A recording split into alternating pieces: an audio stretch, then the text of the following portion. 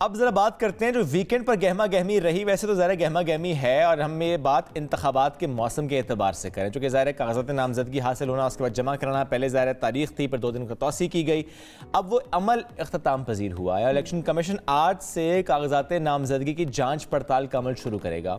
अगर हम मुल्क में देखें ज़बरदस्त सियासी गहमा गहमी है और ये वो वक्त है जिसका इंतज़ार किया जा रहा था कि ज़रा इलेक्शन की अनाउंसमेंट, वो पूरा माहौल बनना और उसमें ज़ाहिर तमाम सियासी जमातों का इंतखाबी अमल में होना और उसके बाद आगे बढ़ना। ठीक है, उसमें कुछ सवाल ज़रूर उठते हैं कि एक पार्टी से उसका इंतखाबी निशान छिन गया, लेकिन फिर भी जो इस वक्त पूरी सिचुएशन है उस पर बात कर लेते हैं। स्पेशली उस पार्टी की बात करते हैं जो कि बहुत ज़्यादा पुरएतमाद है, पुरुमीद भी है। वो सिर्फ पंजाब से नहीं, वो पूरे मुल्क से ये दावा करते हैं कि हम अक्सरियत ये जमात होंगे। क्या वाकई ये हो पाएगा उस वक्त में जबकि हम देखते हैं कि पीपल्स पार्टी की ज़ाहिर एक सह तो है सिंध में। अब ऐसे में अगर वो नून लीग इत्तेहाद बनाती है सिंध में और वो पीपल्स पार्टी कहते हैं कि ये इत्तेहाद हमारे खिलाफ है, तो क्या वाकई वो इत्तेहाद उनके खिलाफ है? क्योंकि एट द सेम टाइम वो दो बातें और करते हैं। एक वो कहते हैं कि अक्सरियती जमात हम बनेंगे, दूसरी बात वो ये करते हैं कि मियाँ साहब से मुतालिक वो कहते हैं कि जिन्होंने पहले कहा मुझे क्यों निकाला, वो अब कहेंगे मुझे क्यों बुलाया। अब जरा एक नई बात उनकी तरफ से। अच्छा, अब ये जो बात है इसके हवाले से कमेंट सबसे पहले मेरा ख्याल हम इसी से शुरुआत करते हैं, इसी पे कमेंट लेते हैं, इफ्तिताह करते हैं सेगमेंट का। हनीफ बासी साहब हमारे साथ मौजूद है। अस्सलाम वालेकुम बासी साहब। वालेकुम अस्सलाम। बासी साहब क्या कहेंगे? बिलावल भुट्टो कहते हैं कि पहले का मुझे क्यों निकाला, अब नवाज शरीफ साहब कहेंगे कि मुझे क्यों बुलाया। अच्छा, इलेक्शन के दौरान ना ऐसे जुगतबाजी भी चलती है, ऐसे जुमले भी आते हैं, लेकिन मेरा ख्याल है कि हमें ये बातें करने की बजाय ना अपनी कारकर्दगी पे जाना चाहिए। ये जो बिलावल साहब, एक तो उनसे बहुत बड़े हैं, उनके अब्बू के बराबर हैं मियाँ साहब, थोड़ा सा बंदा अदब एहतराम की बात ही कर लेता है। और फिर दूसरा, हम इत्तेहादी भी रहे हैं। तीसरा, अब अगर उन्हें सिंध के अंदर शिकस्त नज़र आ रही है तो उसमें मेरा तो कोई कसूर नहीं है। मुझे क्या, हमने इलेक्शन के ज़रिए ही उनको हराना है ना।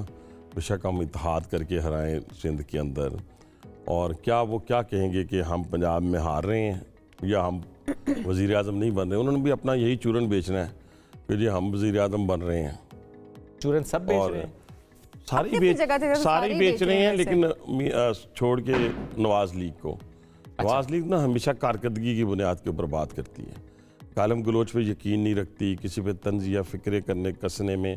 मुझे मेरी लीडरशिप का एक तंज़ या फ़िक्रा बताएं, मुझे मियाँ नवाज शरीफ साहब का बताएं, शहबाज साहब का बताएं, और कोई ऐसी चीज़ बताएं जिसके मतलब कि आप दूसरी पार्टियों के जो गुफ्तगू हो रही है या जिस तरीके से जुमला कस रहे हैं, जुमलाबाजी हो रही है, तो वो तो ये बताएं ना कि हमने यहाँ 2008 में इलेक्शन जीता था, 2013 तक हमने क्या किया।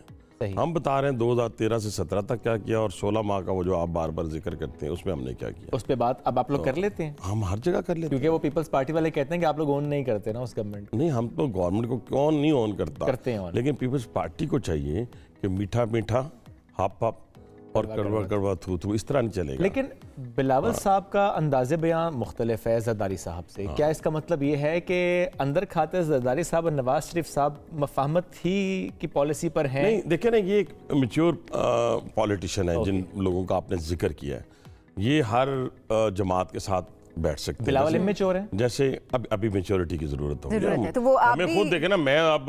मैं तो खैर बिलावल से बहुत सीनियर पॉलिटिकल वर्कर हूँ। मैंने तो बचपन से सियासत की है और अपने हाथों से पोस्टर लगाए, लेवी वाले जब लगते होते थे। सही है। और दरियाँ बिछाई हैं और कुर्सियाँ लगाई हैं। हम तो पॉलिटिकल वर्कर हैं, हम तो ग्रास रूट से आए हैं। और फिर भी हमें, फिर भी नहीं, मैं अपनी बात नहीं, उनकी बात कर, फिर भी नहीं, ग्रास रूट से वो तो नहीं आए ना। वही ना, वो तो एक, जैसे अब मेरा बेटा है, अगर वो तो हनीफ अब्बासी के नाम से सियासत करेगा ना, अपने बाप के नाम, ठीक है, उसकी अच्छाई बुराई सारी उसके खाते में जाएगी। मैं ये कहना चाहता हूँ कि जब आप मैच्योरिटी के आलम में किसी वक्त पहुँचते हैं, हम 2003 का हनीफ अब्बासी 2013 में मुख्तलिफ था, 2013 वाला जेल के बाद मुख्तलिफ है, तो ये चीज़ें वक्त के साथ साथ बंदा सीखता है। जैसे जैसे आते हैं लेकिन वैसे मैंने एक फिक्र आपने प्रोग्राम में कहा था, आपको याद हो, अब 74 साल का जिद्दी बच्चा जो है, 74 साल की उम्र में मैच्योरिटी ना आए तो मेरा कसूर तो नहीं है ना, अम्मी अब्बू का कसूर हो सकता है, मेरा कसूर नहीं हो सकता। तो इसलिए ये मैच्योरिटी आना बड़ा जरूरी है सियासत के अंदर। मैच्योरिटी का एज से वैसे ताल्लुक होता है? जी, एज से वैसे ताल्लुक होता है, क्योंकि अक्सर हमने देखा है बड़े बड़े उम्र के लोग होते हैं, वो इतने मैच्योर नहीं होते। तो बिलावल को भी इसका अंडर एस्टिमेट तो नहीं किया जा सकता। You are absolutely right. लेकिन होता क्या है, वक्त के साथ साथ मैक्सिमम लोग अपने आप को बनाते हैं, संवारते हैं, एक्सपीरियंस हासिल करते हैं। वो मर्द हो, औरत हो, बच्चा हो, बच्ची हो, वो एक वक्त में आके अपने चीज़ों को जब माजी में देखता है तो कहता है हाँ ये मैंने ब्लंडर गलती की थी। लेकिन अगर हम गलती पे इसरार करते रहे, इंसिस्ट करते रहे, नहीं मैंने तो 9 मई ठीक किया था जी, दोबारा मुझे पकड़ेंगे तो फिर यही होगा। लेकिन इसी पर अगर हम नून लीग के पर्सपेक्टिव से सवाल करें, 3 बार के वज़ीर आज़म ने कोई ना कोई गलती तो की होगी ना जो उन्हें निकाला। नहीं, मेरी बात सुने, गलतियां तो इंसानों से होती हैं, ठीक है, मैं उनकी बात नहीं कर रहा कि गलती हुई है या नहीं हुई। गलतियों से मुबर्रा जो है वो फरिश्ते हैं। मैं और आप दोनों जो है ना खैर और शर के साथ भेजे गए हैं, ऐसा ही है, तब जाके हम अशरफुल मखलूकात कहलाएंगे। अब आप मुझे मुफ्ती आजम की तरफ नहीं, मेरा सवाल वही करेंगे। देखिए आपने खुद कहा कि हम गलतियों से सीखते हैं, तो मियाँ साहब ने 3 बार के वज़ीर आज़म कोई ना कोई गलती तो की, तो इस बार वो नहीं करेंगे। अगर उसको गलती कहते हैं आइन और कानून पे अमलदारी को, तो फिर आप जो मर्जी कह लें। हम तो कहते हैं कि आइन और कानून पे अमलदारी होनी चाहिए, ठीक है। लेकिन जब मैं मुझे पोर्टफोलियो कोई भी मिलता था पिछले 10-20 साल में, पंजाब में मिला, फेडरल में मिला, तो मेरी ख्वाहिश ये होती थी कि मैं अपनी जो पॉलिसी है पार्टी की उसको मैं इम्प्लीमेंट कर सकूं।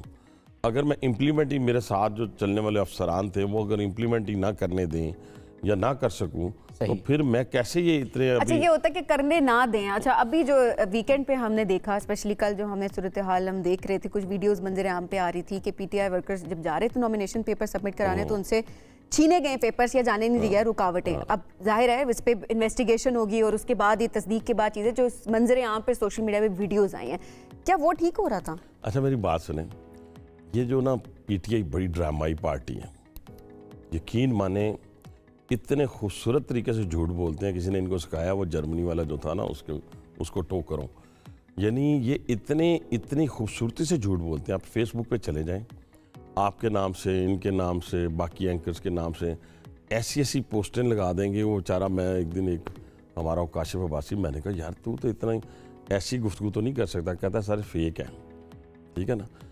अब कभी किसी के बारे में कुछ कह देंगे, किसी के बारे में कुछ कह देंगे। ये जो बातें 4 बंदे खुद भेज के कागज छीन रहे होंगे, वीडियो बनाएंगे। अच्छा तो मतलब वो आप ये कह रहे हैं कि ऐसा उनके साथ नहीं हुआ, उन्होंने खुद से किया ये सारा प्लांटेड जी। ये इतने, मैं कहता हूँ पाकिस्तान की 75 साल तारीख में इतनी ड्रामाई पार्टी नहीं आई और इतने रंगबाज नहीं आए जितने ये हैं। सॉरी टू से। लेकिन वो जो एक पीपल्स पार्टी के भी गिरफ्तार हो गए थे, पता चला कि नहीं है पीटीआई के नहीं है, फिर छोड़ दिया गया। वो किसने किया फिर? वो कोई किसी ने पकड़ के कर दिया होगा, कुछ शाह से ज्यादा शाह प्रस्त होगा ना वहाँ पे। अच्छा ये हुआ। कोई इतनी बात, देखिए मेरी बात सुन, ये इतना सियासत जो है ना, ये बहुत कांटों की सेज है। अच्छा इसको फूलों की सेज समझने वाले जो थे ना, वो 2-2 दिन बाद माफी मांग के बाहर आ गए। किसी ने इतनी बड़ी दाढ़ी रख ली, किसी ने, वो एक तो दाढ़ी होती है ना कि आप इस्लामिक मतलब के उसको करने के लिए फ्राइज को पूरा कर, सुन्नतों को पूरा करने के लिए करते हैं, ठीक है ना। एक होता है कि आप क्रिमिनल रख लेते हैं, यानी आपने आप सोच लिया, ठीक है जी। अब वो ऐसी रखी हुई है ना, उसका वो कराते हैं, खत करवाते हैं ना, खूबसूरती उसमें लाते हैं। इतने घबरा गए 2-2, 3-3 दिन बाद सारे के सारे। कोई एक बंदा उठा के देखिए।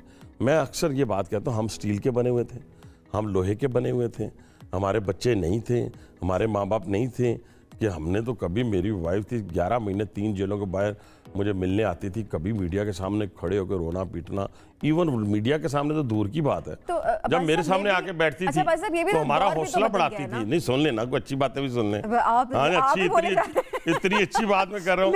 वो हमारा हौसला बढ़ाती थी। कभी उसने, हाँ घर में दरवाजा बंद करके वो रोई हो, मैं नहीं कह सकता। रोई भी होगी, बच्चे भी शायद रोए हो। मेरी बेटियां आती थी, मेरा बेटा आता था, ठीक है जी, तो वो हंस के मेरे साथ जाते थे। क्योंकि इस दश्त में जो है ना, ये बहुत सारी मुश्किलात आती हैं। तो ये पहली पार्टी मैंने देखी, पीपल्स पार्टी को मैं दाद देता हूँ इस दश्त में। उन्होंने भी बड़ी कुर्बानी दी है, सीधी सिंपल सी बात है। और उन्होंने तो जानों की कुर्बानियाँ दी हैं और फिर भी वो आज तक खड़े हैं। अब ये लोग जो थे, जिनकी मिसाल अभी आप दे रहे हैं, मैं तो हैरान परेशान हूँ। ये सारे के सारे जो थे ना, इनका वो सारे का सारा मेकअप उतर गया सियासी इस 9 मई के वाक़े के बाद। अच्छा अब्बासी साहब, 2018 के इंतखाब जी, उससे 1 हफ्ता पहले ज़ाहिर मंजर बदल गया था। आपके हल्के की बात करूँ तो शेख रशीद साहब को फिर ओपन फील्ड मिली थी। उस वक्त में और आज के वक्त में क्या डिफरेंस है?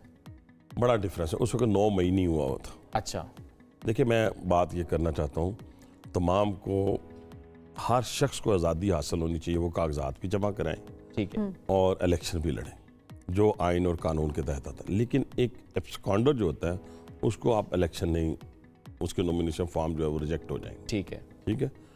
अब 9 मई का वाक़या पाकिस्तान की 75 साल तारीख में पहला वाक़या है जिसके अंदर आइन कानून सबको रौंदा गया और वो काम किया गया जो हमारे दुश्मन के कलेजे को ठंडा किया गया।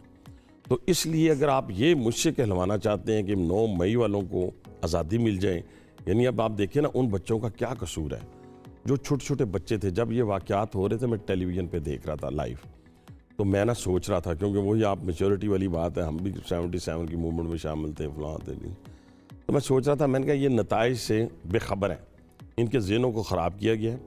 कभी देखें ना नौजवान के ज़हनों को ये कहा जाता है कि इस्लाम आएगा अल्लाह, जो वो बेचारे चल पड़ते हैं। आप first year second year third year वाला बच्चा जो है उसका जो दिमाग है वो कोरा कागज़ है, उस कोरे कागज़ के ऊपर जो मर्ज़ी लिख दें, जो मर्ज़ी लिख दें। उसको कहें कि जनाब इस्लाम आएगा, वो इस्लाम के नाम पे जान देने के लिए, उसके बाद जमहूरियत आएगी, जमहूरियत के नाम पे तब्दीली आएगी, तब्दीली के नाम पे माँ बाप को भी गालियाँ देना शुरू कर देंगे, बुरा भला कहना शुरू कर देंगे। ये जो सूरत हाल पैदा की गई है, ये 1.5 साल के अंदर ज़हनों को बनाया गया। डर्टी हैरी किसको कहा गया? हमें तो नहीं कहा गया। एक इंस्टीट्यूशन के ख़िलाफ़ पूरे ज़ोर और शोर के साथ जो है वो एक मुनज़्ज़म साजिश के तहत, अच्छा, मुनज़्ज़म साजिश। जब ये हो रहा था, अभी देखे ना इतनी प्यारी मैं बात लोगों को बताने लगा था, आपको बर्दाश्त नहीं हुई। देखे ना इस तरह तो ना करें, नहीं आप करें, कसम से करें, लेकिन मुझे वाइंड अप करने दे। लोग ना आधी बात सुन के ना बेचारों को पता नहीं चलता। वो मैं 1 सेकंड में कर देता हूँ, पहले मैंने 2 सेकंड में करनी थी। मुनज़्ज़म साजिश के तहत ये सारा कुछ किया गया। अब अगर आपने मास्टरमाइंड्स को छोड़ना है, मास्टरमाइंड्स को, तो फिर उनको छोड़ दें, दैट्स इट। फिर उन बच्चों का ज्यादा कसूर नहीं है। कसूर उनका है, उस माँ बाप का है जिसने गली में कहा कि जा जाके हम साइनों काट, तो चुड़ियाँ मार दे, उसको गोलियां मार दो। उस माँ बाप का कसूर होता है, उस बच्चे का कसूर नहीं होता। बच्चे को सिखाया जाता है कि बेटा गाली नहीं देनी, बेटा किसी बुजुर्ग के ऊपर गंदा पानी नहीं फेंकना गाड़ी चलाते हुए। और यहाँ पे ये सिखाया गया था कि ये मीर जाफ़र और मीर सादक हैं, और ये जो लोग हैं ये डर्टी हैरी हैं, ये फलां है, कोई क्या है, कोई क्या है। वो सारा ज़हन बनाया गया जो दुश्मन ना बना सका अरबों रुपए खर्च करके। बलूचिस्तान के अंदर, KPK के अंदर, पंजाब के अंदर, जहाँ जहाँ दहशतगर्दी उन्होंने की अरबों रुपए लगाकर, वो नहीं करा सके, इन्होंने करके दिखा दिया। ये इनकी कामयाबी है। अच्छा, लेकिन मेरा सवाल वहीं का जा रहा है, 2018 का इंतखाब और आज का इंतखाब, उस वक्त शेख रशीद को मिली थी खुली फील्ड। आज के हालात में अब जरा शेख रशीद साहब ने तो अपनी पोजीशन बदल ली है, मुकाबला टफ होगा या नहीं होगा? नहीं, देखिए जी, सियासत के अंदर ना जो इलेक्शन है, ये मुकाबला उस वक्त तक जारी सारी रहता है जब तक बैलेट बॉक्स, बैलेट पेपर आपके हक में ना निकल जाए। तो मैं इसको बिल्कुल उस तरह नहीं कहूँगा, लेकिन जो इस वक्त का माहौल मुझे नज़र आ रहा है, हो सकता है मेरी गलतफहमी भी हो, लेकिन एक पॉलिटिशियन जो 5वां बड़ा इलेक्शन लड़ रहा हो, 5वां बड़ा इलेक्शन लड़ रहा हो, तो उसको ये तो मालूम होगा, जैसे हमें पता चल जाता था, एक इलेक्शन में हारा हूँ, 2 जीता हूँ, 1 लड़ने नहीं दिया। तो 2 जो जीता हूँ, 12 बजे मैं कह देता था अपनी फैमिली को कि हम जीत गए हैं। अच्छा, तो जो हारा हूँ वो भी मैंने 12 बजे कह दिया जब भी हार गए। उसकी वजह ये कि वो 2 इलेक्शनों वाला जो वोटर था, वो तीसरे इलेक्शन में मुझे नजर तो आया, लेकिन इसके अलावा ऐसा वोटर नजर आया जो पहले कभी मैंने देखा नहीं था। अच्छा, तो जब वो आप देखते अपनी आंखों से पोलिंग स्टेशन पे खड़े, तो आप और ये आप उसी दिन देखेंगे, अभी कुछ कह नहीं सकते। अभी मैं कुछ नहीं कह सकता, लेकिन कुछ कहना भी चाहता हूँ। कहिए। ये वो कहना ये चाहता हूँ कि अभी जो माहौल बना हुआ है, जिसकी वीडियोस मेरे पास मौजूद है, मैं आपको व्हाट्सएप कर दूंगा, आप चला दीजिएगा किसी वक्त अपने शो में। ये जहाँ मैं जा रहा हूँ ना, एक लोगों में बहुत एनर्जी आ रही है। उसकी बुनियादी वजह हमारी कारकर्दगी, हमारे काम है। काम मैं गिनवाऊंगा नहीं, वो मैं मिस कहेगी कि आप अपना बाकी चीज़ें सुनाना शुरू कर दूँ हॉस्पिटल में।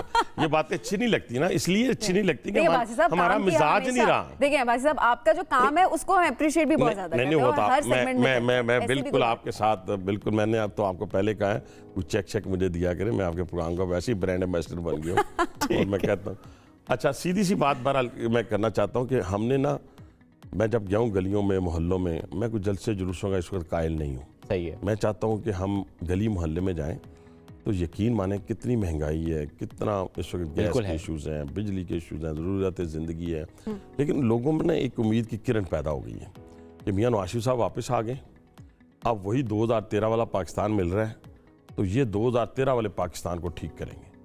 जब उस वक्त हमने ठीक है, देखिए ना आज दहशतगर्दी आ गई ना, दोबारा सर उठा रही है। आज महंगाई अरूज पर है, आज देखें दुनिया से तन्हाई अरूज पे है, सारा कुछ कोई हमें कोई रास्ता नज़र नहीं आ रहा। 2013 में भी जब नवाज शरीफ साहब आए थे तो रास्ता कोई नज़र नहीं आ रहा था, उनके आने से चीज़ें ठीक हुई, अंधेरों में डूबा होता था मुल्क। 18 घंटे की लोड शेडिंग हुआ करती थी, 12,000 मेगावाट बिजली पैदा करके दे दी, मोटर वेज के जाल बिछा दिए, चाइना को अपने पीछे खड़ा कर लिया, मिडल ईस्ट को पीछे खड़ा कर लिया, $62 बिलियन की इन्वेस्टमेंट वो लेके आ रहे थे। तो ये अच्छी अच्छी खबरें लोगों को दें, ये चीज़ें। मैं जब गया गली मोहल्लों में तो लोगों ने हमारी उस कारकर्दगी, क्योंकि मैंने अभी स्विच ओवर किया अपना हल्का, सही है, मैं आ गया हूँ सिटी के एरिए में। अच्छा, तो सारे लोग जो हैं वो इर्द गिर्द इकट्ठे हो गए हैं। मैं दिन में 17 बैठक मीटिंग करता हूँ लोगों की गलियों मोहल्लों में, सही है। और वो जो जोश खरोश देख रहा हूँ, मुझे रिजल्ट जो है 2008 वाला नजर आ रहा है अपना। ठीक है, आप पता नहीं उसमें जो अल्लाह का फजल और करम शामिल होगा, शामिल हाल होगा तो फिर, लेकिन जो दुनियावी हकायक है मुझे वो आपको ये नजर आ रहे हैं। केपी और बलूचिस्तान, यहाँ पर क्या उम्मीद है पीएम? बलूचिस्तान में तो मैंने पहले भी आप ही के प्रोग्राम में कहा था कि हम हुकूमत बनाने जा रहे हैं। ठीक है, और केपी में हम इत्तेहादी हुकूमत बनेगी। किसके साथ? मेरा ख्याल है कि अभी बात तो होगी। सबसे पहले जो बात हुई अभी तक जो इत्तेहाद हमारा वजूद में वैसे ऑफिशियली तो नहीं आया। JUI? हाँ, JUI के साथ, JUI के साथ इत्तेहादी हुकूमत बना लेंगे, ये आपको इस वक्त नजर आ रहा है? जी हाँ, नजर आ रहा है। और जब PTI की तरफ से कोई वहाँ पे खड़ा होता है, ज़रा बल्ले के खड़ा हो जी। अच्छा, कोई आपको लगता नहीं कि केपी में मेरे हल्के में भी खड़े होंगे ना जी? अच्छा, मैंने तो किसी को नहीं पकड़वाया, ना मैंने पीछा किया है। वो मेरे MP साहब थे, रात को 2 दफा मेरे साथ MP रहे हैं। वो कहते हैं आपको जब बताया ना जी हल्का कट गया है, हल्का आ गया, हल्का चला गया है, तो आपको फिक्र ही कोई नहीं होती। मैंने कहा यार फिक्र इसलिए नहीं होती कि हमने जाके बताना है, काम करना है, वोट लेने हैं। पार्टी वोट होता है मैक्सिमम, ठीक है, मैक्सिमम तो पार्टी वोट होता है।